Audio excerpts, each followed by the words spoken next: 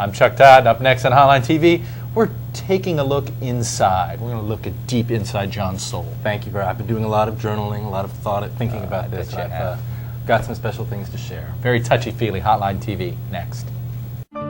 We see parents who dream big, of honor students and artists.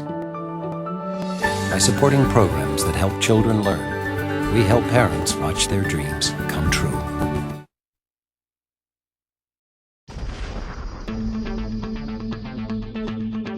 From the Watergate Building in Washington, this is Hotline TV.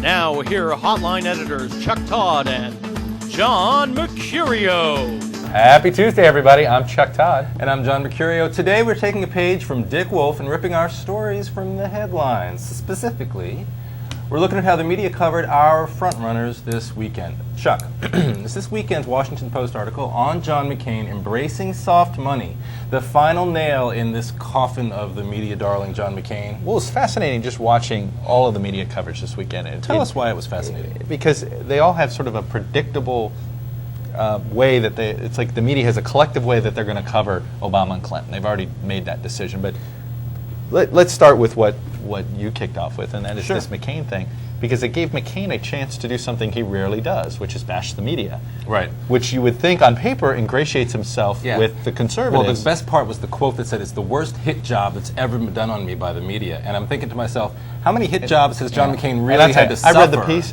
I didn't think it was, first of all, I thought the piece was a little over the top. I didn't think it was that. There was nothing in there that I didn't know. Did you think the words thin skin come to mind? However, when you thought of the way that John McCain written. responded I understand to why it? they're upset, because it was the tone of the piece was not a news story. It was very un-Washington Posty. The tone of the piece very much had a agenda-setting voice to it. McCain the candidate versus McCain the reformer, and it predisposed. So when you read the evidence, really was very circumstantial on what they were putting together, and it was the way the story was presented. I mean, this is a classic case where two writers could take the same pieces of evidence and write up a story two different ways. The question is this at all help McCain to be attacked by the media? Well, I guess that's what we really want to know. The thing that I think we're talking about also, and John Solomon, friend of the show, very good journalist, very good reporter, new staff writer at the Washington Post, I think. And I think, if I'm not wrong, this is the first sort of major enterprise story that I've read him do that appeared on the front page in such a high-profile way. He did one on Edwards. He did one in the Edwards house too. I think that's right. That's true. Yeah. I think he obviously went into it trying to be as aggressive as possible, and I think it's open to debate as to whether or not he went too far. That's right, and I think there'll be some criticism that McCain's folks will say, look, we don't care that you did a story about this. We care is that the reporter had a point of view before the story got written. It's sort of the case that they will make. Right. The question is, more importantly though, McCain's going to have to get used to this. He's not going to be the media darling again. Right, absolutely. And I think that's something they should be embracing. And I think part of them knows that. But I think that helps them make their case. That's part of how they make their case to the conservative wing of the party, that they're not saying, look, I am one of you. See, they're treating me. But it's sort of, the conservatives are going to sit there and say, oh yeah, they're treating you like one of us now, and you're trying to side with that. The question is, are they going to accept him in? Moving on to the media darling, though, who's replaced McCain, Barack Obama had a nice little weekend, nice little rollout. He got everything he wanted. The media played it up. And he even got a little dose of something he probably wasn't expecting, which was a middle of the night attack all the way from across the globe from Australia. Which only made him look presidential. Which made him look like he was the leader of the free world. Absolutely. Oh. And it also allowed him to come back at John Howard and at the sort of pro-war and at the Bush activists. administration. Oh my God. Everybody in America agrees, I think, everybody in the United States agrees, whether you're supporting the war or you're opposed to it, that other countries should be doing more. And that allowed Obama to go back at John Howard with a great line, which was, look, put up or shut up. Yeah, which it was I think won unbelievable. him 100 points with everyone. Now moving to Hillary. Fascinating thing that we saw there was she got covered in two different ways. Locally, in New Hampshire, she got tremendous coverage. She was covered as a phenomenon. That was the lead. Hillary, the first realistic woman candidate for president is here. Oh my God, Hillary is here, Hillary is here. The national press just did their stories through the prism of Iraq, and it was bad coverage. She did not have a good weekend as far as the Iraq story is concerned.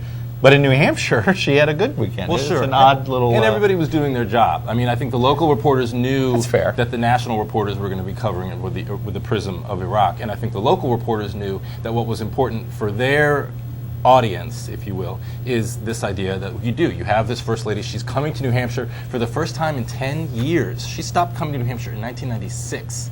Her visit there was historic from that local perspective, I think, as much as it was on the I go back to a point I made a couple weeks ago. Well, there's so many, and part of this is so many news organizations are devoting more coverage to politics than ever before. We have new news organizations that are going on.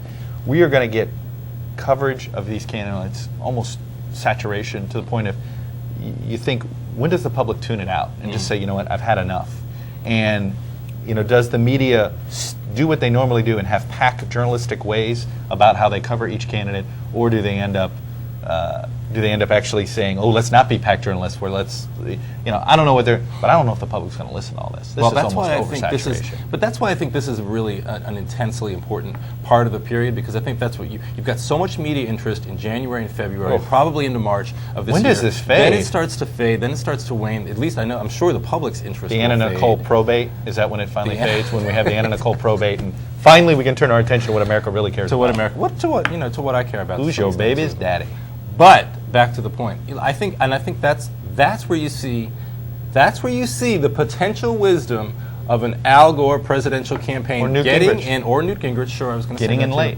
Getting in late can, in some ways, be a not so bad thing for these people, and that, my friends, will do it for today. I hear the ticking of a 60-minute stopwatch telling me to fear for my life. Wow, is it that it scares you just like 24? It's like a heartbeat. Join us next time on Hotline TV. We see parents who dream big, of honor students and artists. By supporting programs that help children learn, we help parents watch their dreams come true.